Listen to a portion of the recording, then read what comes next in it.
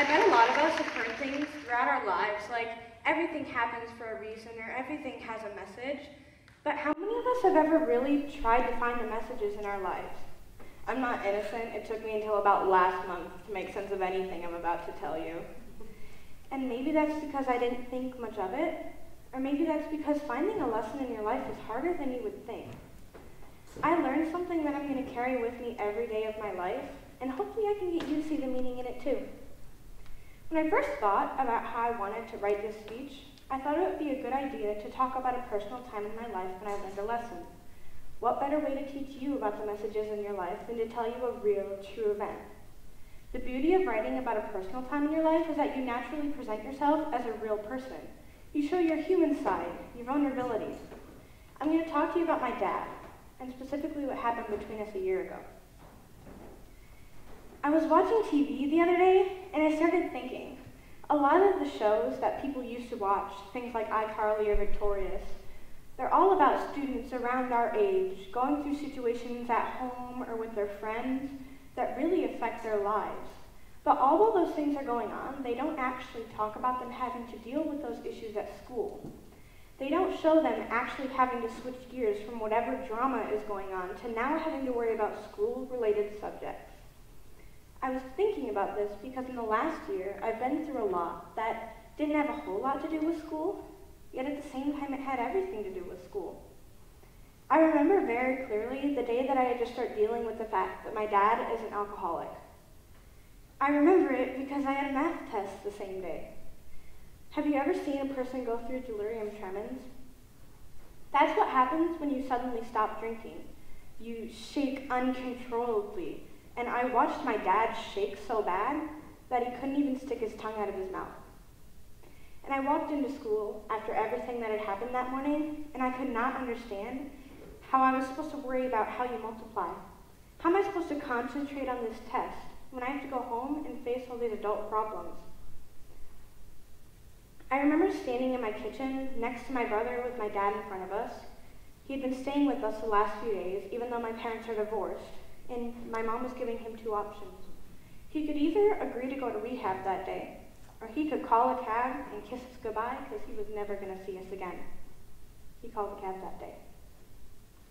All because what he was dealing with, his alcoholism, made him feel to us like he was choosing it rather than us. The bus came 10 minutes later.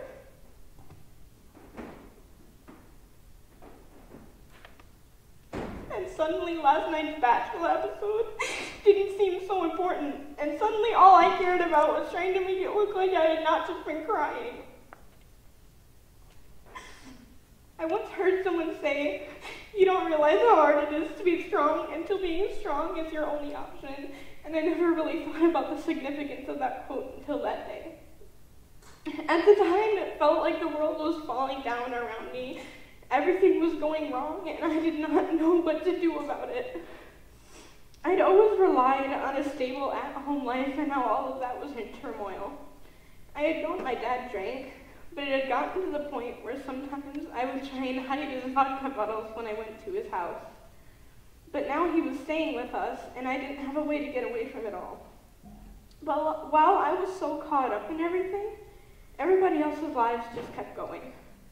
Just by looking at me in the hallway, no one could tell what burdens I was going through. You have no clue what someone might be dealing with just by looking at them. No clue. People always tell you that the things that happen to you happen for a reason, but it isn't until you are truly face-to-face with life-shaking experiences that you understand the ways that things affect you. Sure, everything happens for a reason. Everything has a message that we're trusted to carry over into our lives, but no one ever told us how hard it would be to find the positivity in that message, the silver lining, if you will. Throughout the whole process of dealing with my father's alcoholism, I learned that you should be nice to everybody because you have no idea what battles they're fighting. There's that girl that started crying in the middle of class last week, and everybody was picking on her for crying over whatever. Did it ever cross your mind that maybe she has bigger problems? That was most likely the last straw.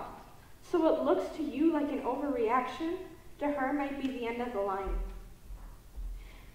There are real issues facing so many students every day. And it doesn't even have to be an alcoholic parent. It could be someone abusive, or maybe a family member died, or they're being bullied, or maybe they don't have enough food. Things that are so much bigger than what shoe brand you're wearing today. Over 7,000 people every year become homeless, and 40% of those people are children. 11% of the people in the Brown County area live in poverty. We walk around in a very protected environment here in northeastern Wisconsin. We aren't faced with things like gang violences in school, but we pass people in the hallways every day that have all sorts of challenges that we don't know about. So here I was, dealing with my father's alcoholism and the tailspin that it put on my family, and I realized that all I wanted that day was someone to be nice to me. After a kid tripped me on the hall on the way to English, no one stopped out and picked up my books. Kindness costs us nothing. It's literally the easiest thing we can do. It's easier than cutting someone down or avoiding someone at the lunch table. We've all seen videos and articles about people putting kindness into action. I bet most of us see those things and think, oh yeah, that sounds like a great idea. Like a school in California who has a lunch crew and their mission is to never let anyone sit alone. That video circulated social media, and I'm sure a lot of us saw it and thought it was great. But how many of us actually put those thoughts we had while watching that into action? I'm not talking about setting up some elaborate kindness group at school, but I mean, don't get me wrong, that would be pretty cool too.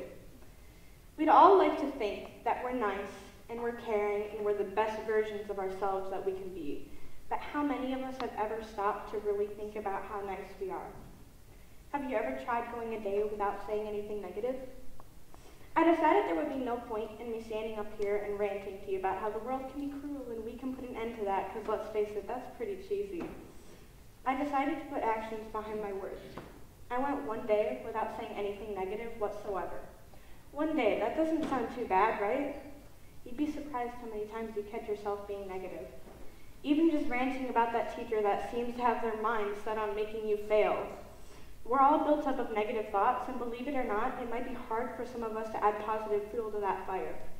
That shouldn't stop you. Life is a complicated compilation of highs and lows that are thrown at us in a variety of different ways.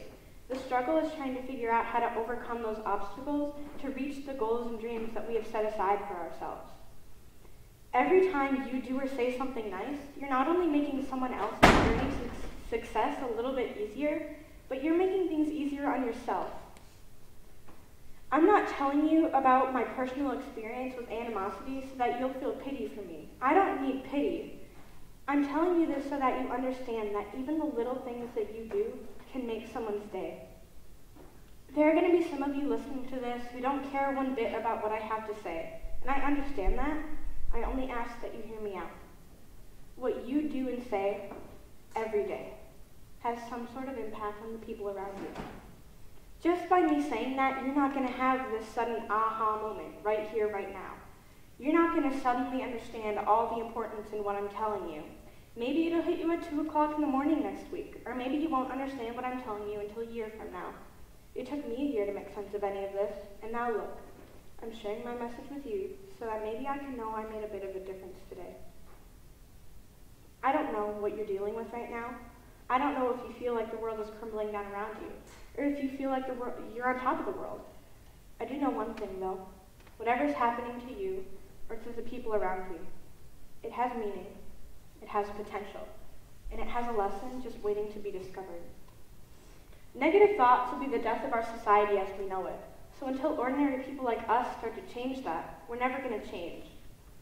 You'd be surprised how much a compliment can lift someone's spirits. Kindness is something that we've been taught starting at a very young age, but how many of us have actually taken that word into consideration? I smiled at a kid in the hall yesterday, and who knows if that stopped him from going home and killing himself. We've been shielded for so long from the fact that bad things happen and there's no stopping that. And once we get out into the real world, there's going to be no one there to stop those things from slapping us in the face. But no matter who you are or where you are, it's your job as a community member to help the people around you, right? We're in this together. Let's get through it step by step.